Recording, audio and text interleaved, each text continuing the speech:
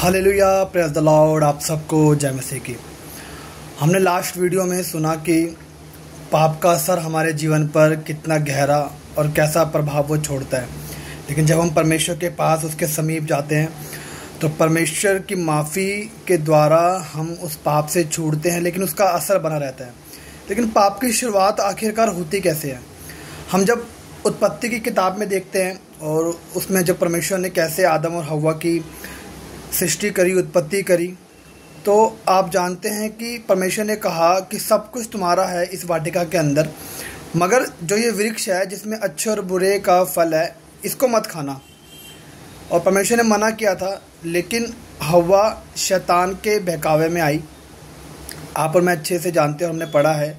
लेकिन उसने अब तक उस फल को देखा नहीं था।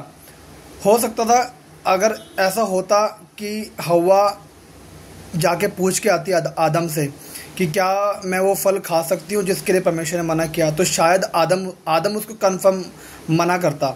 लेकिन हव्वा शैतान के बहकावे में आई, उस फल को अपनी आंखों से देखा, उसको देखने में वो अच्छा लगा, मन भावना लगा, उसको उसने तोड़ा, खुद खाया और आदम को भी खिलाया, और दोनों परमेश्वर की निगाह में पापी हुए।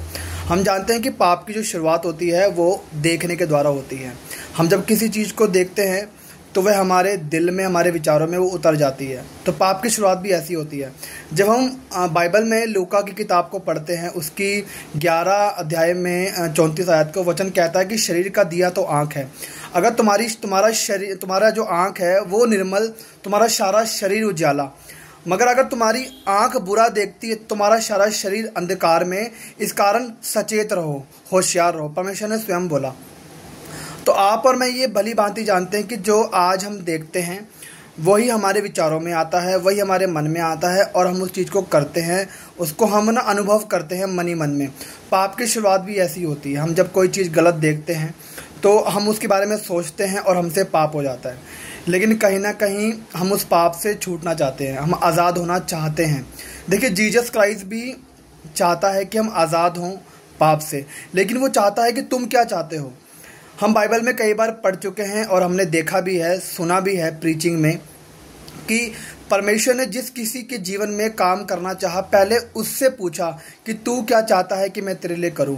और हम सब जानते हैं, हमने अच्छे से पढ़ा है, हमने प्रीच में सुना है कि जब हम बाइबल में देखते हैं तो उसमें लिखा है कि एक अंधा भिखारी व्यक्ति जीसस के आने का सुसमाचार सुना तो जीसस के पीछे भागा, और जीसस को रोककर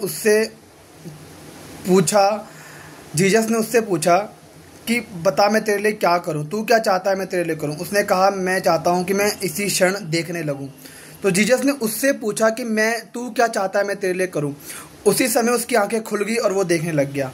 तो अगर आप और मैं, अगर हम ये चाहते हैं कि हम पाप से आज़ाद हों और हम कुछ भी ऐसा ना देखें, तो हमको अपने विचार, अपने शब्दों में परमेश्वर के आगे रखने होंगे कि परमेश्वर, मैं चाहता हूँ, हम चाहते हैं कि हम पाप ना करें, हम कुछ गंदा ना देखें, हम कुछ गंदा ना बोलें, हमें कोई गंदे विचार ना हैं। जब हम ऐसा परमेश्वर के आगे बोलेंगे, कन्विंस करेंगे, अपने पापों को मान लेंगे ना, तो परमेश्वर अपने काम को, अपनी दया को हमारे जीवन के ऊपर करेगा। तो बात बड़ी छोटी सी है कि पाप की शुरुआत देखने के द्वारा होती है ना। शैतान ने भी जीसस क्राइस्ट को कई बार भटकाना चाहा। जब जीसस क्राइस्ट 40 दिन डे नाइट के उपवास में थे, कभी ऊंचे पहाड़ पर ले गया, कभी पत्थर को दिखा के बोला रोटी बन जा, है ना, कभी कुछ दिखाया, कभी कुछ दिखाना चाहा। लेकिन जीसस क्राइस्ट आत्मा से परिपूर्ण थे और जीसस क्राइस्ट ने शैतान को डांटा, शैतान भाग निकला, है ना। तो जीसस क्राइस्ट ने शैतान को अपने पर हावी नहीं होने दिया। तो आज हमें इस बात में सचेत रहना है कि हम क्या देखते हैं, हमें क्या देखना है और कैसे देखना है ना।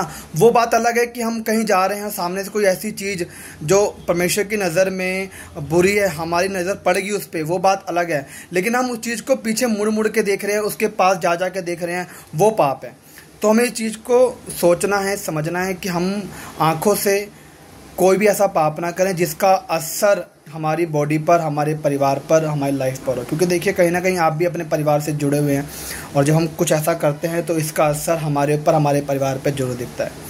तो मेरा विश्वास है, मेरा ये बिलीव है कि हम सचेत रहेंगे, होशियार रहेंगे। कुछ भी ऐसा हम नहीं देखेंगे अपनी आंखों के द्वारा कि हमसे कुछ भी ऐसा गलत हो जाए या कोई पाप हो जाए, है ना। और मैं फिर बोलता हूँ कि जीवित चर्च का पार्ट बनिए, जीवित चर्च जहाँ पर परमेश्वर के वचनों को प्रैक्टिकली आप होते हुए देखें, उस चर्च का पार्ट बनिए।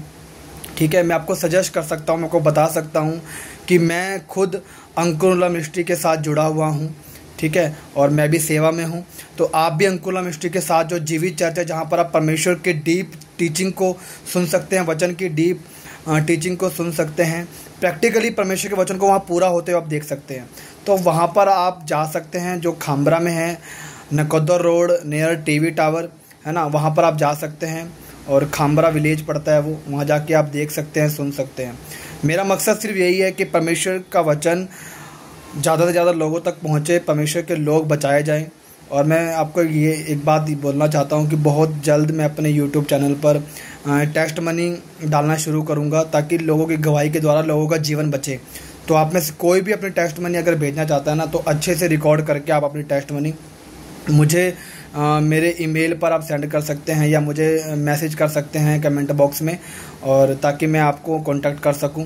और आज की वीडियो में इतना ही। परमेश्वर आपको ब्लेस करे, परमेश्वर आपके साथ है।